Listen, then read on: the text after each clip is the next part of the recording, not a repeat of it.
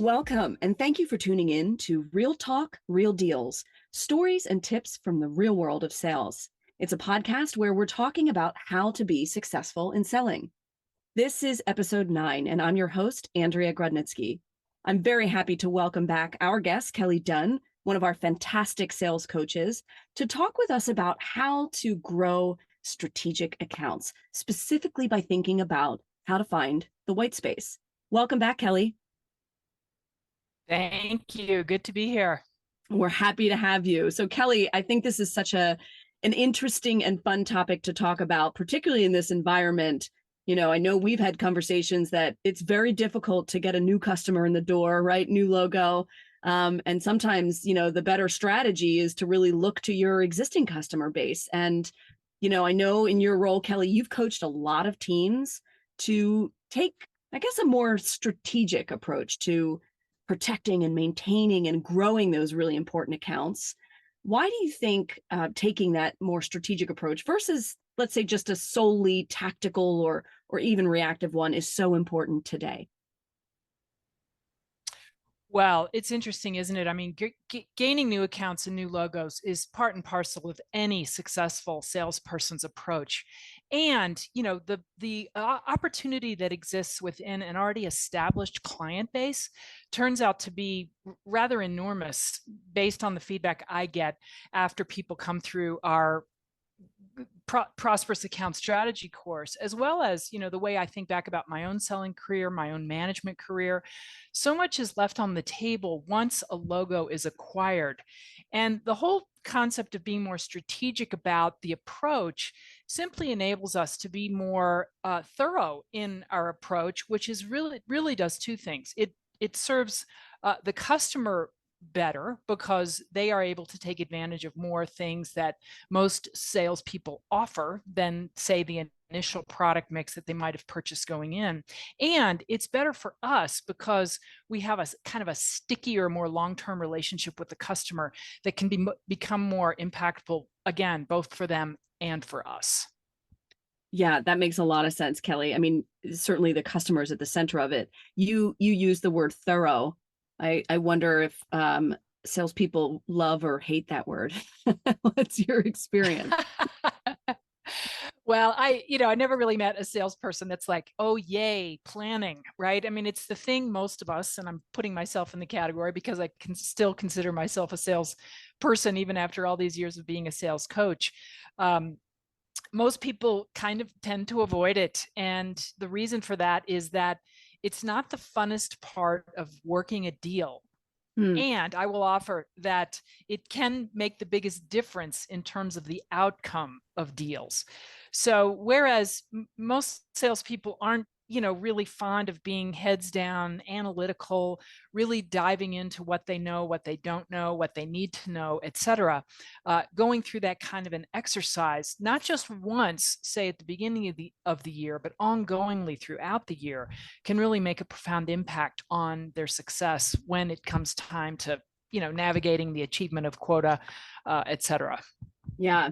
And I mean, I'm sure there are some salespeople out there who are quite analytical and thorough, but the reality is that, they've got a lot they've got to get done, and spending time in front of customers, having those dialogues tends to be, I think, highly valued in sales organizations, right? And maybe the planning side a little less so.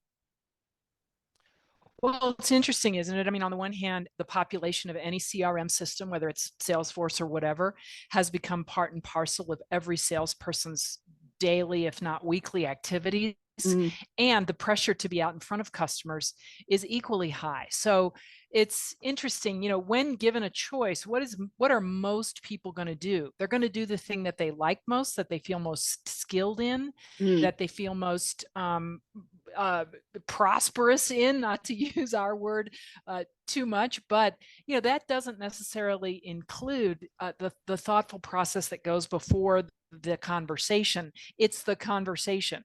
Yeah. Most sellers are people-oriented people and would rather be out with the people versus doing the analysis that sometimes helps them have better conversations when they get there. That's a really good point. Yeah. I mean, I think it's human nature to lean into what you feel you are skilled at. So I think on that note, then let's give some tips and some thoughts here around maybe how to do this a little bit better. So I'm curious if maybe Kelley, you could walk us through, what are the steps or the parts of a successful account planning or account growth strategy? Sure. Well, step one really is to decide which accounts make the most sense to invest this kind of time, effort, and energy into. Mm. It's not going to be every account on your list unless you happen to be a key account manager or somebody with only a handful of very large accounts. For most salespeople, most of the salespeople that we work with, they might have a mix of large, important, strategic accounts, medium size, keep the account quota full type of accounts, and then there might Yes. be smaller accounts that are more transactional in nature. So step one really is to be thoughtful about the accounts into which and with whom you want to invest this kind of effort. Great to discuss that with your manager, right? I mean, it's a not insignificant amount of time investment. So you want to be on the same page about which accounts it makes the most sense to do this with and for. So that's really step one. Step two is to pull the lens back, if you will. I mean, if you picture a camera being pulled back from a scene, what we really want to do is be as analytical as possible about assessing what we know. And that includes the industry that the account happens to be within, the customer itself, the stakeholders, and where we stand competitively. And going deep on each of those topics, the industry, the customer itself, the stakeholders, and the competition, can really reveal an awful lot of gaps in the thinking that we might previously have thought was really thorough. The second part of it is then once we've assessed all those things thoroughly, it really is about creating a strategy that's in alignment with the gaps that we've identified and the opportunities that we've identified. So being thoughtful before we create the strategy is really a way to make the strategy creation the most effective and efficient that it can be. That's really helpful, Kelley. Thank you. I want to dive maybe into two things you talked about a little bit more deeply. The first is, and I think it's such a good point, thinking about, picking the right accounts, particularly if you've got, a mix in your portfolio. I've heard people talk about the fact that sometimes there's a tendency to lean towards investing the time planning around just your largest accounts, those that are doing the most revenue, right, or spending the most with you, versus the ones with the most potential, the white space. Can you just talk a little bit about, how a salesperson should balance that thinking? Sure. Well, it's really interesting, isn't it? I mean, the average seller is interested in making as much commission as possible, and good for them. Those are the folks we need and want on our Yep. teams out leading the charge. If that's not a motivator, chances are the person's in the wrong job. So no fault there. The thing to consider also is that is an account that is not yet as big or perhaps investing as much with us as we might want them to, worth considering from a couple different points of view. Number one, how much revenue could we gain from being involved with certain, say, medium-sized accounts more thoroughly or fully? And two, is the fact that they might spend a large amount of money with us the only thing that matters? It might be a brand name account that we want on our list of logos. It might be someone who, an account that can help us get into an industry where we aren't currently well rooted. It might be an account that is willing and able to offer us referrals to like businesses in the same space. There's all sorts of different reasons to invest the energy and time to create an account strategy plan beyond the simple and easy answer of, are they going to help us earn the most money? Yeah, that makes a lot of sense. And certainly, you mentioned working with your manager, some of those things, making those decisions are likely out of the salesperson's span of control. And so, being able to make Mhm. the case and take that up to management makes a lot of sense as well. I want to talk about Mhm. this idea of assessing sort of the customer and diving deeper into their world. It feels like that's an area to spend a lot of time, where maybe you can find some white space. Is that right? Well, in my experience, absolutely. When we take salespeople through our course around prosperous account strategy, one thing we discover working with them, I personally have discovered working with them, is that whereas they may come in thinking, "Oh, I know these accounts inside and out. I know this industry inside and out." Maybe it's because of a long tenure or a great deal of experience, or perhaps their individual approach to being successful, whatever. And what they discover on the back end of going through the more detail oriented analysis that we suggest is that they discover a couple of things. One, they're not as clear as they thought they could be about the clients, the people, the stakeholders inside the client organization and their relationship to one another. So and a part of assessing the client carefully is understanding who are our stakeholders, what is their relationship with one another, and how do they feel about working with us, as an example. So identifying what influence they have over buying decisions, what business problems they may be experiencing, which cascade up, down, and sideways through an organization, is important. And really also identifying, how they feel about working with us personally, with the organization we represent, with the product mix that we bring to the table or solution mix that we bring to the table, et cetera. The second part of really thoroughly understanding the client more holistically is analyzing the degree to which we understand the client's strategy for being successful. Mm, Are we clear about what their overarching goals are? Are we clear about what their shorter term objectives are to meet their more overarching goals? Are we clear about what's in the way of them getting the goals met so that the long term the objectives met so that the long-term goals can be achieved?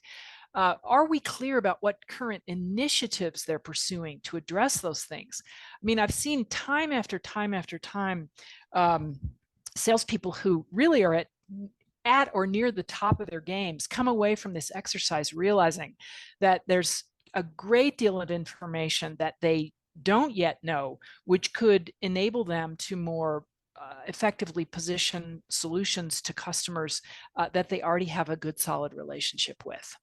mm. That's interesting. And I mean, understanding the customer's, strategy all the way down to initiatives and how they're measured, all of those things. It feels like, I don't know, maybe in the past you could do that kind of thing once a year, but I mean, I know for our organization, things change, mid-year, every quarter, it feels like that's something you kind of need to keep going back and revisiting. Is that right?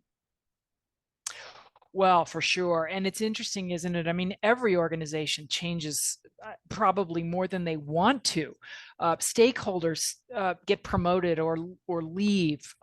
Supply chain challenges, hiring good people to join the organization has become more challenging, kind of during and post pandemic. Seemingly, I still sort of have an ongoing question, like, where did everyone go that wants to work hard? But organizations all the time tell us that it's hard to attract and retain good people. So navigating the changes that are happening, not only internal to your own organization as a salesperson, i.e.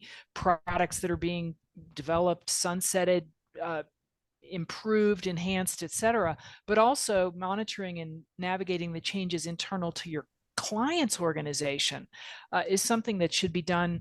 I mean, doing it once a year, if you do it once a year, you're way ahead of a lot of people who are out there selling. If you do it quarterly, I would say you're definitely going to find that you'll have to update your plan. If you do it as regularly as monthly, depending on the length of time your typical sales cycle lasts, that could prove to be really transformative in terms of the account mix that you go after, the stakeholders that you've created and can maintain relationships with, the competitive position that you're in, all sorts of things that can give you an advantage above, folks that you're out there competing with. Or, one of the the biggest competitive positions I see people struggling with at the moment is addressing the status quo inside of customer or client accounts, where they've either decided what they're doing is good enough, or they're not in a position to change because of some of the other challenges that are being faced, as I mentioned a minute ago, during and post pandemic, around supply chain and attracting and retaining good talent. Mm.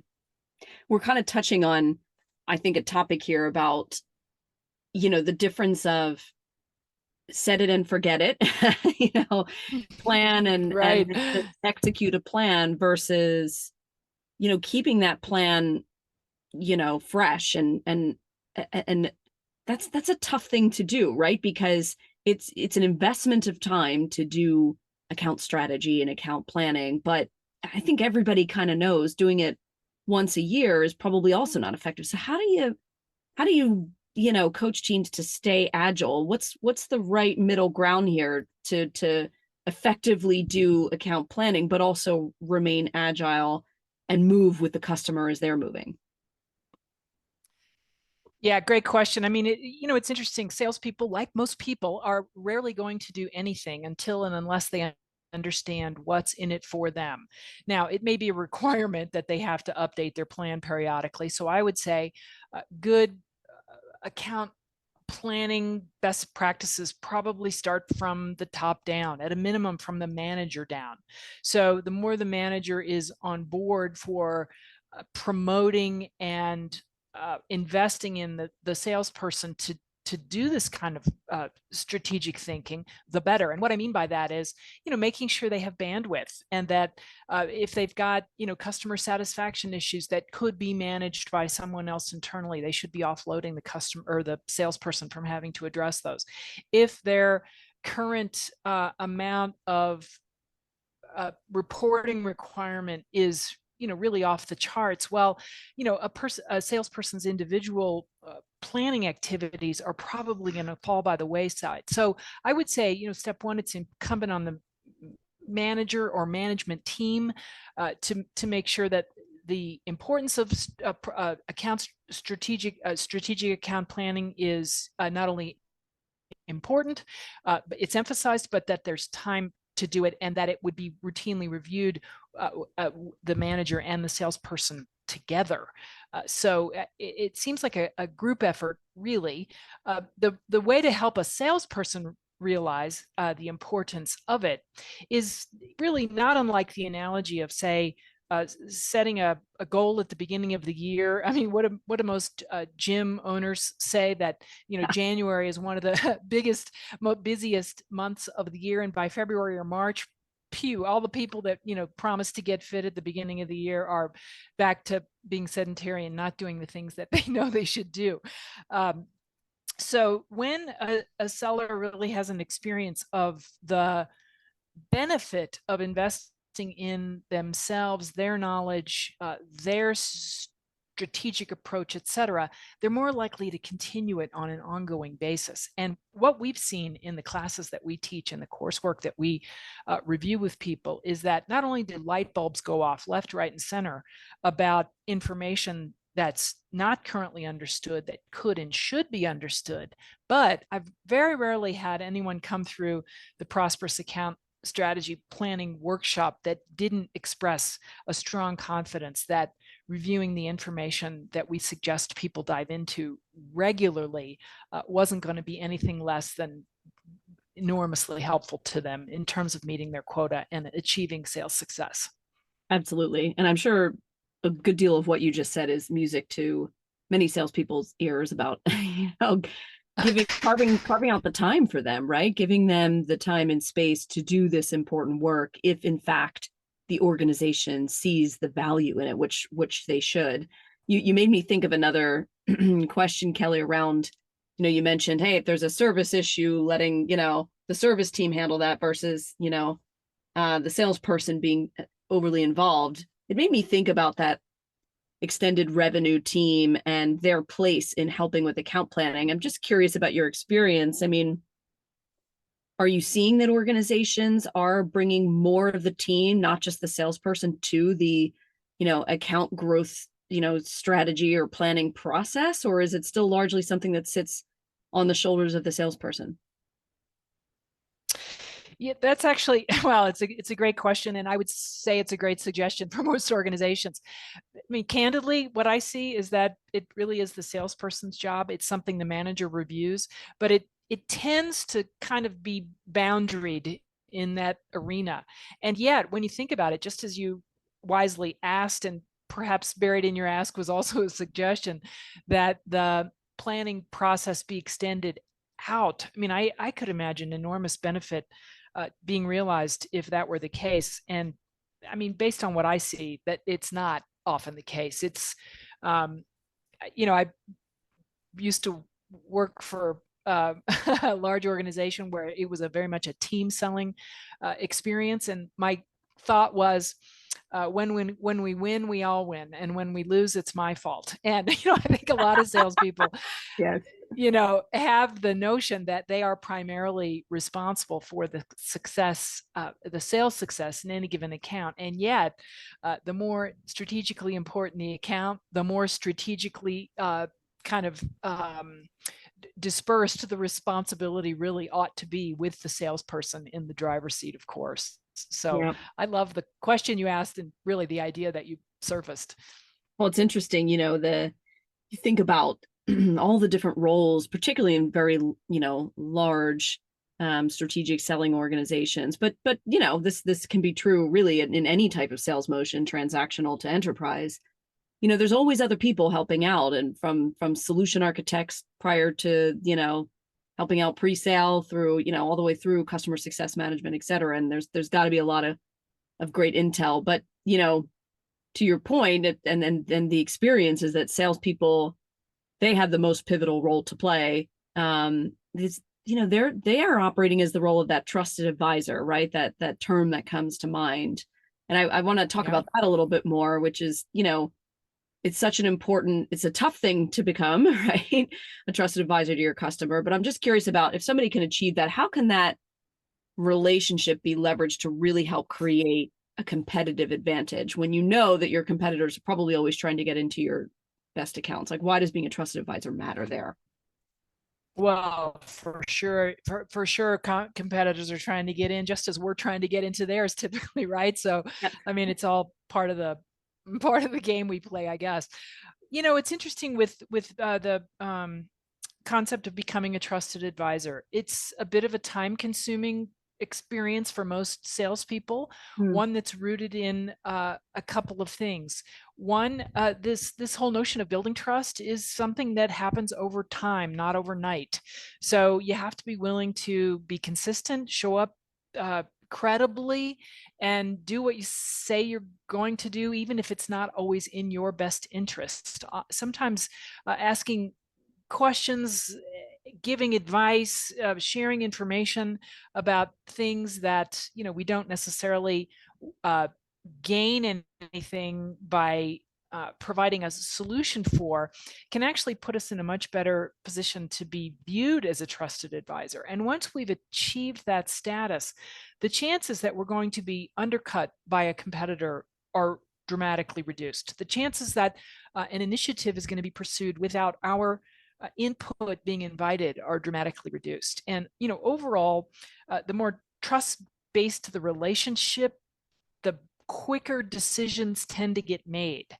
Really, as with most things, once we understand the benefit of being viewed that way by our customers, understanding what it takes to become the trusted advisor, the greater the likelihood that we are to, well, in a way, slow things down in order to speed them up ultimately, which enables us to be more effective, efficient, profitable, useful to the client in symbiotic ways, et cetera. It's such a good point, Kelley, about, the higher the trust in with existing customers, the higher the trust, the faster the decisions. I mean, I have experienced that myself, and working with different vendors selling to us. There are some where I have a great relationship and I trust them and they recommend something, and others where that isn't there. And it takes a longer time for me to evaluate what they're putting in front of me because, it might be lacking. And I think about the fact, and I've heard you talk about this, Kelley, like in a pursuit, the salesperson should see themselves as the differentiator, the one bringing value, in the actual pursuit. And I see a lot of similarity between what you just said with being a trusted advisor in an ongoing customer relationship. So I love, you kind of set the bar, I think, for, those who are managing accounts. I love that concept. I have to say, Kelley, I would not be happy with myself if I didn't ask you this question and pick your brain before we let you go. And that is, I would love to glean from you, when you think about building and executing a successful account strategy, like, can you share with our listeners, what would you say are some of the best practices that they can take away with themselves? Well, really, step one, commit to actually doing it, right? So as a salesperson, if I think, oh, I've got to, get out there and meet quota, and I'm in a fire ready aim mindset, which so many people are these days, because a lot is being asked of everyone in not just American business, but globally as well. So number one, commit to doing it thoroughly, doing it well, doing it with objectivity if you're able. Secondarily, don't just create a plan and then shelve it. Use your own plan to contribute to your own success. I think the mistake a lot of people make is once they've invested the time, effort, and energy to create a really strategically oriented account plan, they feel like, well done. I'll just take a look at that toward the end of the year and see how I'm doing. And what a mistake that is. I mean, once you've invested the time, you utilize your own plan. And on the topic of becoming a trusted advisor, I've actually talked with a number of people who go so far not just to socialize the plan internally beyond their sales manager to other important roles played inside of your own company, but once you've achieved the kind of relationship with a client that is full of trust, credibility, and ongoing kind of goodness on both sides, it can be a really interesting exercise to socialize a plan, the strategic plan you've come up with them, and get their input. So, I would say commit to doing it, review it regularly, share it with your manager, share it with your client if it makes sense, and continually make adjustments to contribute to your benefit, your client's benefit, the organization for whom you work, and others inside your organization. And ultimately, let it be a living, breathing document and or approach that contributes to the greater good of all, really, if you think about it. That's great, Kelley. Thank you so much. We really appreciate you joining us and sharing all of your insights today. I know our listeners are really going to find them to be very, very helpful. And if you would like to connect with Kelley or reach out to her with any questions, you can find her on LinkedIn at Kelley Dunn. It's KelleyDunn. And thanks to all of our listeners for tuning in today. For more sales tips and best practices, please check us out on LinkedIn at Richardson Sales Performance.